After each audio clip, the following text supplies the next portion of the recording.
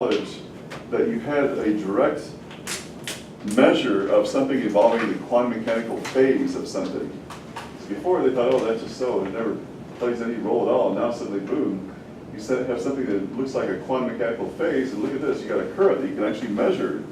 And so that was kind of an amazing result. And so John Bardeen is the one who nominated Brian Josephson, or one of the people, he might have been the only one who nominated Brian Josephson to win the Nobel Prize for that theory, the Josephson theory of Josephson tunneling.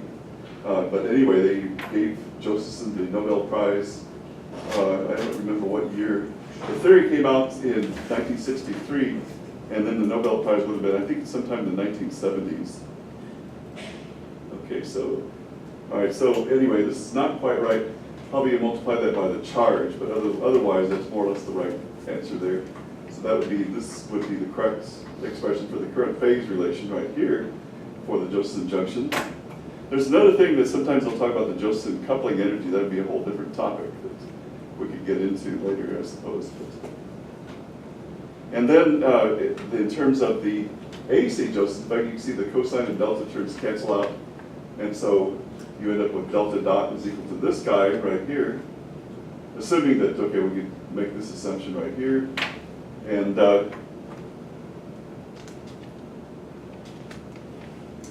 then, okay, you can evaluate that. You say, okay, you have a nice simple expression, differential equation, linear first order differential equation. So you can say that delta is equal to this thing times integral of v dt. If v was just a constant, it would just be q times vt over h bar in that case. And so, why do we call it the Josephson effect? It's because of the fact that if you have a constant voltage, that means that this thing is increasing linearly with time. You could actually literally say that this thing is equal to something initially plus omega times t. And so that means that your current would end up being proportional to sine of some angle, sine of, let's say, delta naught plus omega t, in other words. And so it would be an oscillatory current in the presence of a DC voltage, and you have a fixed relation between frequency and voltage where h bar omega is just equal to 2e times v in that case.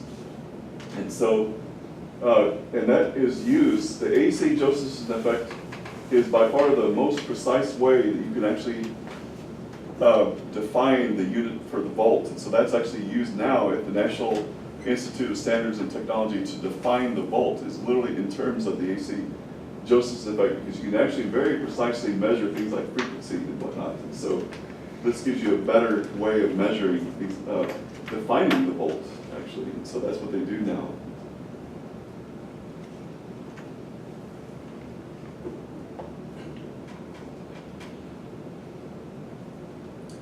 So now, let's see here.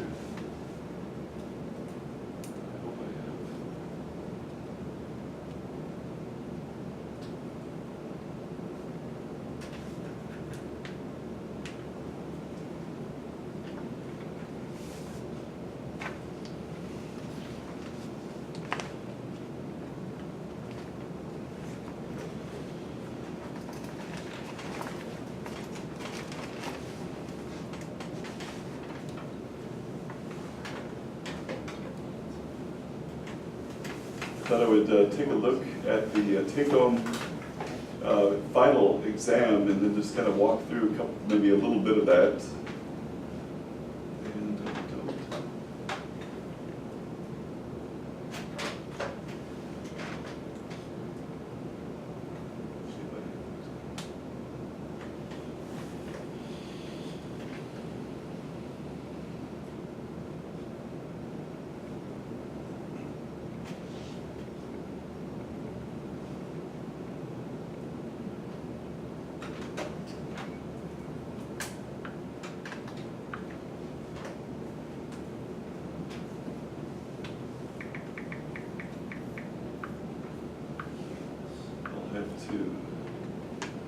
I guess I'll have to go to the blackboard. Check.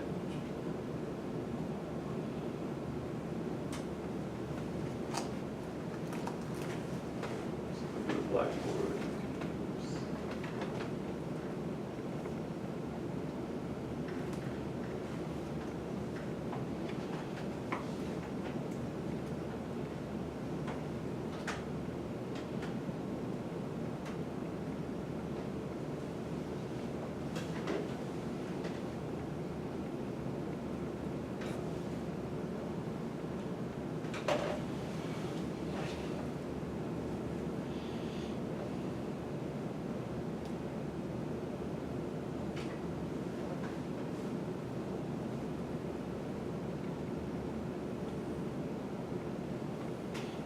I can just,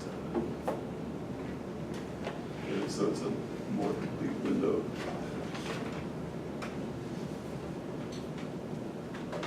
Let's see if I can zoom in just a bit. So, okay, notice how again, like I like to do in some of these, I use a slightly different delta function. So here, I guess I call it A instead of L. But here I position the delta function instead of at A over 2 or L over 2, I position at 3A over 4. So I hope that that should be somewhat clear to you then, that when you evaluate the matrix elements here, again, it's going to be like an integral. It would be integral from 0 to A of 2, you have 2 over A that you'll end up out in front, and then you got a factor of B naught A right here, and then you'd have sine of n pi x over A, sine of n pi x over A, and then because of that delta function, all you have to do is plug A is equal to, x is equal to 3A over 4 into your sine functions. And so you should just end up with a couple of sine functions that, where it's going to be, the factors of A, I think are going to cancel, basically. And so kind of double, carefully check, it'll be something like 3 pi over 4, but at any rate, it'll be some simple sine functions that you'll end up with in your matrix elements right here. And it'll be like a couple of sine functions. One will involve the factor of m right here, and the other will, so you'll have like, it might be 3ma over 4. Well, anyway, just carefully look through be very careful about your algebra right there. And then you'll have the factor of n on the other one right there. And then using, I think it's going to end up being that these sine functions probably will end up being sine of something that's going to be like plus or minus square root of 2 over 2, I believe. I think is what's going to end up happening when you go through and evaluate those matrix elements. And because it'll be something like sine of 45 degrees, essentially, or something involving pi over 4, which is root 2 over 2. So that'll really simplify things. And so I think what will happen is that you'll end up with matrix elements where it'll just be something like V1 or maybe V1 over 2 or whatever. It'll be some really simple form for these matrix elements right here. And maybe the ones with the, I don't know. Well, anyway, I'll let you work through those and see what those end up being. And then, okay, this first one's a diagonalization, so it's not really perturbation theory.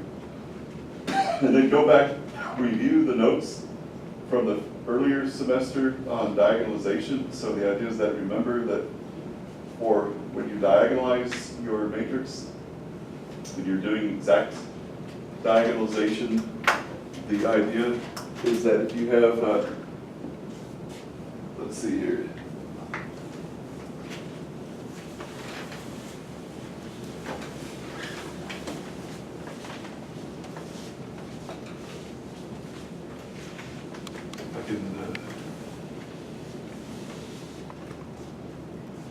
So the idea is, okay, the first part, you want to figure out what those matrix elements are. So it's like a 4x4 matrix for your Hamiltonian right there. And so then, and remember the H11 maybe also shifted somewhat compared to what the original energies were originally, H22 also. So then the idea is that, okay, if I was going to write down like a Schrodinger equation, time independent looks like this. And if I was going to write it down in matrix form, and if I was to say, well, okay, psi could be written like this, maybe, perhaps, if I was going to write it like as a column matrix or something like that. And I have to be a little careful here. You probably have to put this as like E times a, if I was going to write it in matrix form, it'd be like a diagonal matrix, I mean, an identity matrix or something like that. But at any rate, what would happen is that you'd have, okay, maybe it'd be something like, I should probably write this as E times identity matrix I, H.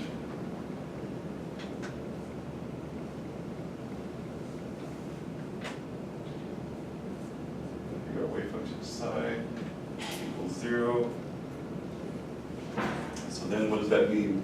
And there's going to end up being, again, two different values of E that will satisfy. So the idea is that, okay, we have, what is it, H11 minus E. Then you have the off-diagonal elements, H12, H21. They'll probably be the same, I think, in this case. These guys will be the same, I believe. H22 minus E right here. UV equals 0, like that. So this is your basic linear algebra, or whenever you have like an eigenvalue problem like this.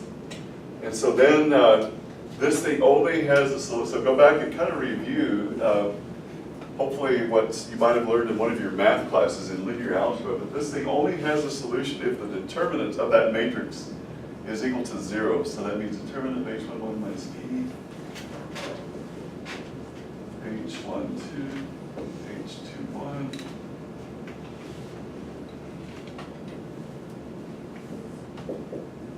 And so now you can see, okay, what does that give us? That gives us, so it's kind of like what you did, I think, in the previous semester. You'll have H11 minus E, H22, I'm sorry, E, this must be H22, sorry. Minus E, minus, probably it'll be something like H12 squared, because these will be, at the very worst, one of these will be the complex conjugate of the other, but probably I think they're real, so I think that'll simplify. In other words, you'll have to know, now you remember, you'll want to know what are these matrix elements. There'll be some, in other words, this guy will be, it'll be the original E1 plus some shift involving the V1 or whatever that is. So remember, you want to eventually put what these guys really are. Maybe you don't have to do it right off the bat when you're doing your algebra, but eventually you want to put that in. And so now, if you'll look at this carefully, you can see this gives you a quadratic equation for E.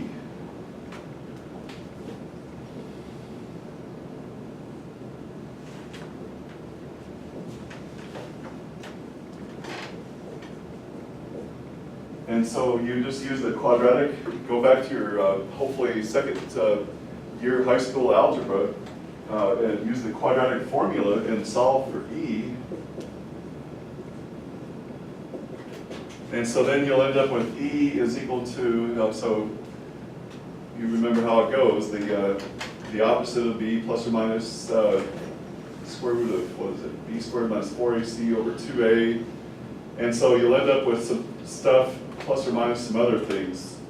And so you'll end up with, and so you can call that, or you can label it, however, maybe E plus minus or something like that. In other words, you'll find, okay, there's two possible solutions for E. And so these would be the new values for E that are the, and so one of them should probably be relatively close to the original H11. You know, one will be higher than the other, so you can label the E plus would be the one that's closer to E2, the original one right here, and the other one will be closer to this guy right here. But anyway, you should be able to get two different values for E. And then at the end, maybe you could do it in terms of these guys, these matrix elements, but then remember that these matrix elements, this is going to have the shift. It'll be the, so like this guy will be E1, and then there might be plus or minus maybe some stuff times V1, I think. And then this will be E2 plus some other, possibly, it may be really some simple numerical factor times V1, maybe a whatever, half or whatever that is. I don't know, or who knows? I don't know exactly what it'll end up being right there. And then this guy, I think, also will be proportional to V1 as well, I believe. You know, there may be some other thing. Oh, I think there will be some energy denominators. I think it might be E2 minus E1, perhaps. But at any rate, V1 squared over E. It'll actually look similar to what you have in the case of first order or second order perturbation theory, I think, when you go through. No, let me think. I'm sorry. No. No, the H12 is just going to be proportional to V1. It won't have those energy. I think what's going to happen is that when you go through on this part of it, it'll be a little bit nasty looking. But then, okay, what I would say, I hope I picked the numbers so that, what I would say after you do this, it may not be so nice looking here, is take the approximation where we assume that V1 is small compared to E1, or to the difference between E2 and E1. So if you take that limit, then I think in that case, these E plus minus will end up with, let's say E minus, for example, I think will end up,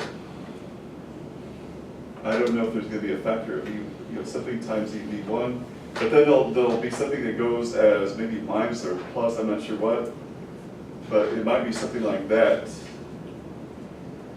In other words, it'll look a lot like second order perturbation theory.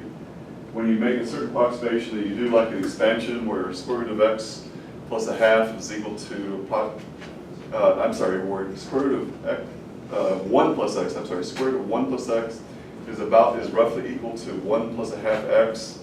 So you have to do a little bit of manipulation to kind of simplify things so that you end up getting it into some form that looks kind of similar, I think, to second order perturbation theory, except you don't have like an infinite series. You just have one term there that you're adding to the thing. And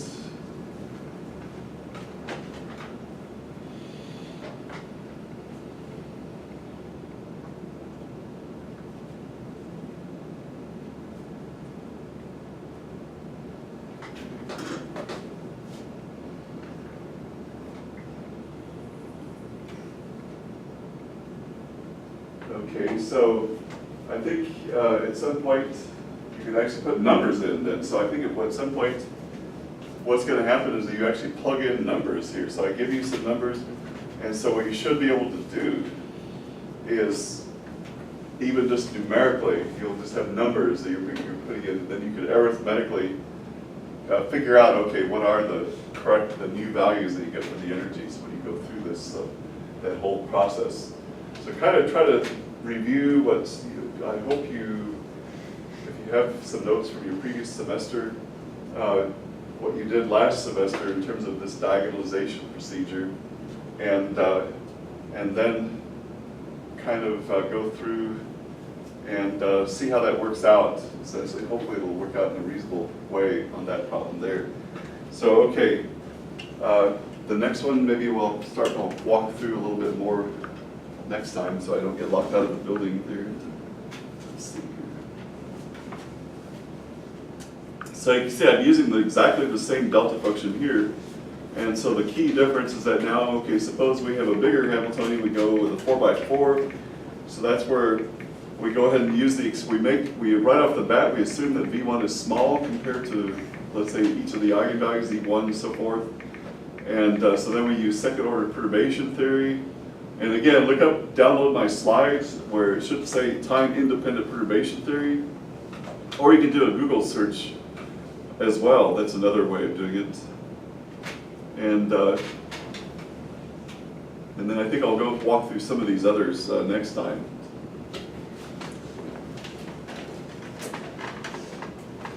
Right on. Do you want to add anything else? And I think that'll do it for right now. And then the rest of it I'll just kind of go through next time.